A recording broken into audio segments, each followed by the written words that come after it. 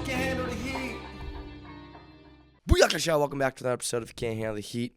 It's your boy G Swizz. Joined to my left, my lovely, lovely brother Jokesy. Jokesy, how we doing? Hey, lovely to be with you, bro. Good to be with you too, man. Good to be with you too. Hey, Always a pleasure. Long time no see. And all the way across in the States, having that American influence. Smells like freedom over there. The one, the only, the NCAA, the number one leading NCAA volleyball analyst, the Jake Myers. Jake, how we doing, brother? Pretty good. It's good to be here. I'll give you a handshake too. You know, Joe. Hey, thank you, handshake. man. We bought him out from ESPN. Thank you. Yeah. Also, I forgot to mention. I forgot to mention this in his intro here. He's also the vice president of his frat at Cal Poly SLO. So I gotta throw that in there. So sorry for that. That's on us, Jake. We gotta do our research better. Hey man, before we get into it here, I just want to tell a quick story here. About 6 years ago, I was in Hawaii. There I was in Hawaii, and every day I lived in the second story of a building, and every day I just hear this on the back on the bottom of our garage in Hawaii.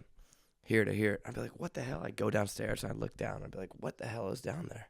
And there's this kid hitting the ball, but it wasn't volleyball. It was like a soccer-ish kind of like handish ball kind of thing. Be hitting every day, practicing every day. I'd be like, what the hell is this guy doing? Like, and at first I thought it was annoying, but then I was like, you know what? This kid looks like he has potential. I watch him every day. Boom, boom, boom, boom. Started kind of, he's about 9 or 10 years old, and then he got really good at it. Again and again and again and again and again and again. Started hitting it. I was like, you know what? It was during the holiday when I decided to do this, just like it is right now. I was thinking to myself, I saw that, and I was like, I need to get that kid a real ball. Then we give him a real ball. So I thought to myself, where can I get a volleyball? Where can I get everything volleyball? Where's the number one volleyball retailer? And that's when, ding, it came to me. Allvolleyball.com is the number one volleyball retailer. And I looked on the website. I had every ball to choose from. I got him a ball. I got that ball, received it there very shortly after. And for the holidays, I gifted him a ball. You want to know what that kid's name is? What is his name? Wilfredo Leon. He grew up to be the greatest volleyball player in the world. All I got to say, it wouldn't have made it possible without allvolleyball.com, OOS, all capitals for 20% off. And you can find yourself or become the next Wilfredo Leon, the next greatest player in this generation. Without allvolleyball.com, volleyball would be a different sport today. That was inspiring. That was. Brought me to tears. Thank you. And it brought him to So tears kind too of when you, I gave that Gage. ball. So nice of you. The things I do for the sport, man. The things I do for the sport. Ooze to the moon. So That's all I got to thoughtful. say. That's all I got to say. Who would have thought Wilfredo Leon from Who would have Hawaii? thought? Who would have thought? No one would have guessed that. The 8 or 9 year old, now 30, Yeah. 31. So here we are. Let's get into it here. So obviously we don't have Micah, the elephant in the room, but we do have frat star Jake, so that's what really matters. Let's get into it. Obviously, the NCAA tournament happened. National championship is happening tomorrow. We watch the NCAA semifinal games. For those who don't know, Texas is in, beat San Diego, and Louisville's in. They had a 5-setter versus Pitt. Two powerhouses, two of the top teams in the season, pretty much at this part, besides Wisconsin. And it's going to be a battle. Now, we've been doing a bracket challenge. We'll put the link in the bio for you if you want to see our 2 previous videos. I want to kind of combine the podcast and the bracket challenge to kind of form this mega bracket podcast. You know what I'm saying? Pod bracket. So Bracket here we are cast, today. bro. So thank you. Bracket, that's good. So to my left here, we have the number one person in first place, Joe Worsley. Joe, who Dude, did no, you I'm pick? in first. I don't think anymore. I don't think I'm in first place anymore. I had Jake's in 3 out of first the now. 4 Final Four teams. Oh, and my that's champion true. Still in. That's true. Second place. I'm in last place. Your third place is Micah, not here. Wait, Jake, who'd you have winning it? Texas. The number 1 seed. Who are you wearing right now? Dude, hook 'em, baby. Dude. Texas volleyball. I had to represent. Classic Beta Jake move. Dude. Beta Jake Beta just Jake. choosing the number 1 seed. Classic Beta Jake is any number risks. 1 in this challenge right now. So Not That's taking true. Call any me alpha. risks. I don't know about Call that. me You have to alpha. win. You have to. Hey, I did in order take for you risks. to- Hey, I called that losing, bro. And you guys were like, "Oh, they lost." So Who's suck that? it. We didn't hear you. Who's that? Wisconsin. Oh, that's true. That's a good point. Rough year for Wisconsin on and off the floor. Hashtag Yeah, rough year for Big Ten, Pac-12. Yeah, teams. yeah. All the Big Ten, Pac-12 teams are out. You know, it was the first year that an AC team has been in the national championship ever. ACC team. Yeah, ACC, crazy. So cool. And Big Ten was all, yeah, you said, all eliminated by the quarterfinal or by the semifinals, which is something that probably hasn't happened. ACC, I mean, the past 2-3 years, ACC's had 3 legit teams: Georgia Tech, Louisville, Pittsburgh, and Pitt. Yeah, because Louisville and Pitt have been in the Final Four the last 2 years each, right? They were in it last year too. Georgia Tech was in the Elite Eight last year. Mm-hmm. Yeah, Elite. I think. Elite Eight. Yeah, just awesome. It's great that another conference is on the rise. And Joe you had Ohio State winning, yeah, beating Texas. Wasn't so hot for Ohio State. It was that one set They had one set. We had them on their. Set. We had them on their heels in that one set. So did my champions, the UC, not UC, the University of San Diego Torpedoes, but they came up short. And dude, after that first set, yeah. Actually, I wasn't super convinced because Texas played so bad, and San Diego played pretty good, and they still barely won. I'm like, all right, Texas just hits a couple balls in the court. Yeah, Logan was hitting so many balls out, but then Dude, that's the thing is, Gage and I were like Louisville. I was telling you, okay, with these types of teams, this Texas team, you make Eggleston pass every freaking ball on her. And as soon as they try to cover up with the libero, you make the other outside try to pass 50% of the court. Yeah, I mean, I would not want to serve any balls to Zoe Fleck anyways. Here's the thing. Texas Texas was not doing so hot serve receive for the returners, but then the thing that held them together, the person that held them together is Zoe Fleck. Without Zoe Fleck, they were, I mean, I don't know about, I'm not going to go as far as say not advancing, but they would be struggling a lot more. She's the one that can pinch. She's the one that holds them together because a lot of time in the past, Texas has had okay to not so great liberos who can't, when the ball comes to them, you don't know if it's going to be a good pass or not. But now she can pinch. She can do all other stuff. She's making up for court. And I will say, I got to give, and this is libero talking, of course, got to show love to the other DSs that were on the court. They also did a good job of kind of holding it down in terms of serve receive because there are a couple rotations out there where it's DS libero, DS passing. And also, Texas DSs have not been great in the past. But now they recruited 3 on the floor that can pass super well, and it's showing and stabilized. And now they just have girls bouncing over. No, well, you got to, for me, just from watching from the TV, it was so obvious when Zoe was going to cut off the outside, Eggleston and not. And they still would try to serve Eggleston. I'm like, as soon as she shifts over and it's obvious she's going to pinch her out, make Skinner have to pass 50% of the court and put straight up the middle of the court. It's a really difficult ball to pass. But you got to understand, every single ball. When Eggleston's in the formation, you make her pass every single ball. You got to be really good about that. Because you saw last night, as soon as they started doing that, everything else went downhill for her fast too. So it's playing it. She couldn't spike the ball on the court. Like that for her, that's a main player that you have to, if you want to beat Texas, you're going to have to get her off the floor or you're going to have to make it so she's almost a non-factor, which is difficult to do. But I was saying that I was telling Gage this the past few weeks. I'm like, you got to make her pass every single ball. Over here in professional volleyball, you see that the top teams, when they have a target, they're passing every single ball, and it's crazy. Like, it's really because it's mentally when you're having to sit there and know that every single ball is coming to you. It's like no breaks. There's you're focused all the time, especially when you don't feel really comfortable receiving the ball. Which, to be honest, like that's something.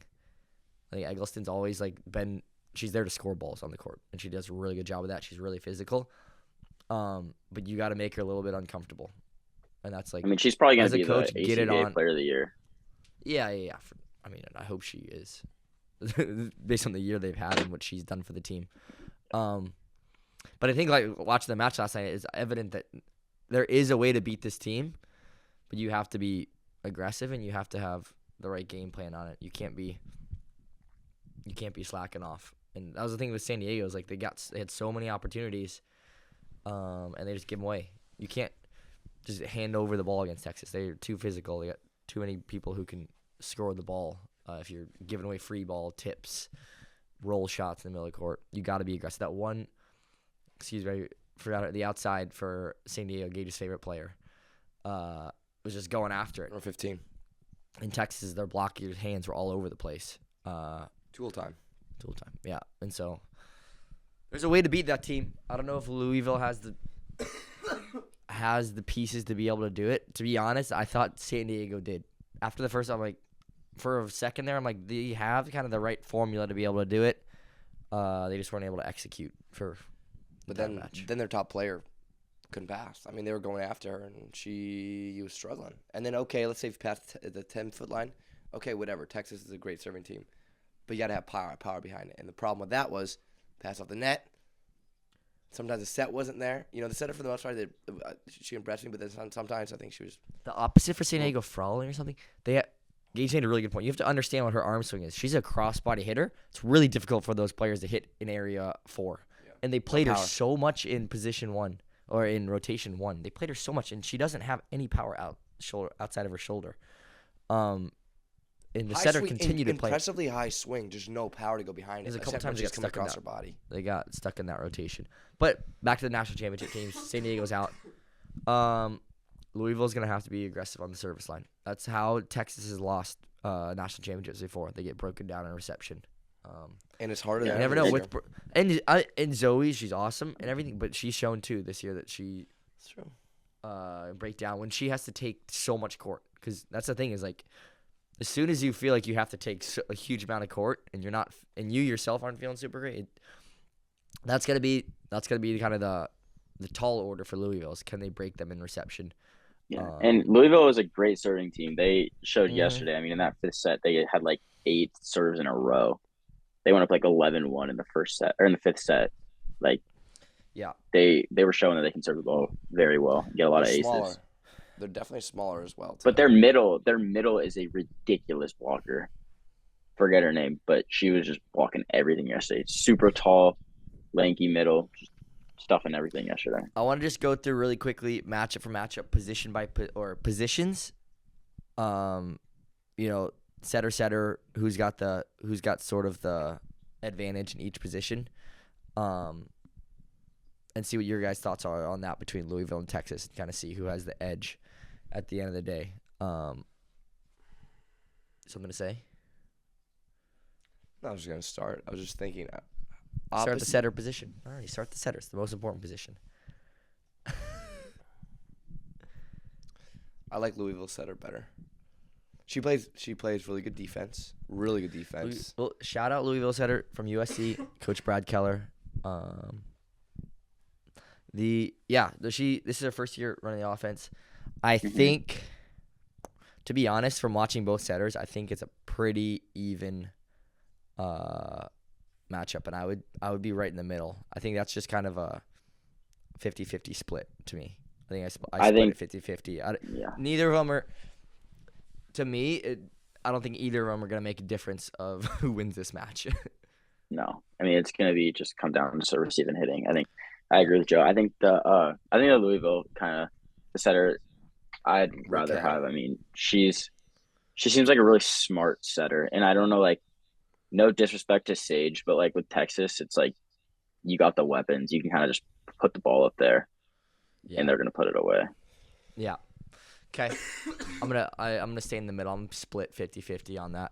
I'm not leaning towards either way. Gage and Jake have Louisville. Raquel, setter from Spain. Okay, outside hitter positions. We're talking. You want to go Anna DeBeer versus? No, we're going just the two outsides. Which package? I mean, obviously Texas is more power. Louisville's power, experience, a lot of things. Winning. Yeah. Skinner's won the championship before. Yeah. They have a girl on the floor who's won the championship before. That's effective. That's effective. I think we got to take Texas. Yeah. I'm taking Texas too. It's hard to bet against. I mean, not bet against. It's hard to. That's literally why go against Logan Eggleston. That's why they're the top team. Is their two. Isn't she like a 5-time All-American, 5-time first-team All-American or something? Yeah, she is. First team. 5-time All-American. Or 5-time All-American. Yeah. Okay. There's 3. There's first, second, third, and then honorable mention, or is it first, second, honorable mention? First, second, third, honorable mention. There's third. Yeah. Wow. Damn. The 5-time. That's crazy. Every year. That is impressive. We want to go the one opposite. Opposites. Dude, the Louisville opposite did not. She had a good year in the ACC, but like when I was watching versus top teams, it was not impressive. The two opposites to me are not super extraordinary. They're overshadowed. Yeah. They're not very extra. Yeah. There's nothing They're about good them though. They're good, but they just get kind of overshadowed by. They're definitely gonna have an important role. They're gonna have to carry some weight on the scoring, be effective blocking. I think it's gonna be more important who can slow down the other team's outsides. Their block and their defense. I think that'll be more of an important role that they will play than anything. But I guess you could go with Molly Phillips, Texas. If I was to lean anyway, I think I'd go with Texas on that, and they're opposite. But not by a huge margin. I don't think it's. I think blocking wise. Yeah. She got a power tip, but I think that's just close the line. You'll be just fine. Get the cutty. Liberos. To be honest, Louisville liberos pretty solid. Pretty solid. She made some gnarly plays that kept him against. Excuse me. Some gnarly plays that kept him alive versus Oregon. So it's Zoe versus Elena. I'm taking Zoe on this one. I'm taking Zoe, but not by a large margin. I watch Zoe a lot more than I watch Elena. I'd take Zoe on this one too, but not by. I don't like I said. I think it's pretty close with those two positions. Yeah, I'll probably take Zoe too. I mean, yesterday she was showing that like she can just be like, all right, you know what? I'm passing these balls. Like, yeah, and she was digging. Yeah, she was digging crazy balls yesterday too. Like she was just scrapping all over the place. Like it was really fun to watch. Yeah. So then, last but not least, we had the middle matchup. Heavy towards Texas. Yeah, heavy towards Texas. I mean, they go to the 3 rotation middle yet. They need to use them more, I think. Asia O'Neal, Kayla Caffey, and then one girl from Northern California. I forget her name though. She was previously at Cal. And then you got Kong, I think the middle you were speaking about for Louisville, and then the other one. I do not remember her name, but it's just heavy towards Texas. They have a three middles that they can just put in, and they can do very, very well with. So I think we're all gonna agree on that. But the biggest thing I think it comes down to is Louisville, individual players. Yeah, they have individual awards, but it comes down to as a team. You know what I'm saying? It's not always the best individual players that win. It's the best team. You know. That's what Texas is. So many times had the best players on the court and not one. But I'll go back. Serve and receive. You have to break them in reception. Yeah, it all comes down to. If there's a way to get Eggleston off the court somehow, that's the way to do it. In reverse side for Louisville for Texas for Louisville just Texas has to just block Louisville, to be honest. Texas side out and just block because they're very undersized compared to. And a lot of times these guys stop their outsides, to be honest with you, because the right side is maybe she'll pop off, maybe she'll make me eat my words, but a lot of times it's gonna be outsides heavy. If you stop them, and if you side out quickly, you're gonna be just fine, I think. Yeah, Texas has a lot of weapons to be able ways to win to be able to win this match. Louisville, I don't think as much, but like you said, still got to roll the ball out and play. So it'll be. Who do you guys have winning? Texas, no chance they lose. The Joe Jinx, huh? Just because you said that, now zero, lose, but I'm still taking zero Texas. Chance they lose. I think Texas will win. It'll be interesting to see. Yeah, I don't know. It'll be interesting to see now that they got the Joe Jinx on them. That's dangerous. I think there's absolutely no way that this team loses. That's even more dangerous. The more you double, triple, quadruple down, the more Joe's dangerous. Joe goes, I'm not going to do the announcer's jinx here, but Texas is going to win. And I'm undoing the jinx verbally. Did you see that field goal in the NFL? The guy's like, he's made like his last 29 field goals, and I know this is the announcer's jinx, and I don't care. He's going to make this one. And then he missed. Oh, yeah. Dude, that's always like that. And that's what Joe would be a great announcer because he can put that on any team he wants, including the Ohio State. Lost in the Elite Eight. Dude, I do this thing in our matches where I turn to our middles. I'm like, this guy's missing. Always misses. Every time. Wait, why didn't you say he's making it? Yeah, why don't you say he's making it? No. I say that he's going to miss. What do you base it off? Jinx. It's not a jinx. It is a jinx. I mean, I guess it is. I don't know. But what do you base it off? Isn't a jinx like... In my bones. It's just an energy. It's like radioactive, like the Imagine Dragons song. You just feel it in your bones, bro. So you might want to get that checked out, buddy. So So usually, all right, to wrap it up here again, we all got Texas winning. Louisville has a fight, but Texas is clearly the favorites, both individually and as a team. This could be the year they actually do it since 2010. With that being said, we want to kind of end things really quickly. We usually have a guest on the podcast. If we don't have a guest on the podcast, we tell our personal stories of the craziness that goes on abroad. Joe, we call this segment Overseas Shiza, brought to you by allvolleyball.com. OOS, all capitals, for 20% off. Link in the bio. Well, I was thinking about recently kind of things that are going on. I got to give a quick shout out. Lüneburg, our professional club team. We're just advanced to the quarterfinals of CEV. We are going to be playing Modena volleyball. For those who are unfamiliar, players like Bruno, Irving Ingapet, Tobias Crick, TikTok star. Crick Talk. All those players and many are more. all playing for and many more playing for Modena this year. We're playing them next round of CV Cup. Next round, quick plug there for the Luna Huna, for the Burger Boys. Sure. A lot of information will be coming about that. That's exciting stuff, and we're in our second round of play. But had me thinking about our past few weeks of play. We've been traveling a bunch, and we just have some of the funniest stories always, but also there's serious stuff that happens. And one thing I don't think we've told on the podcast is one of our physios. For those who don't know, F1 is one of the largest sports right now in the entire world, and I think it's pretty cool that our physio from the South, he is, if anybody knows, Michael Schumacher, greatest of all time F1 driver, drove for Ferrari. I don't know exactly statistics and everything, but he's the most famous name people know in F1.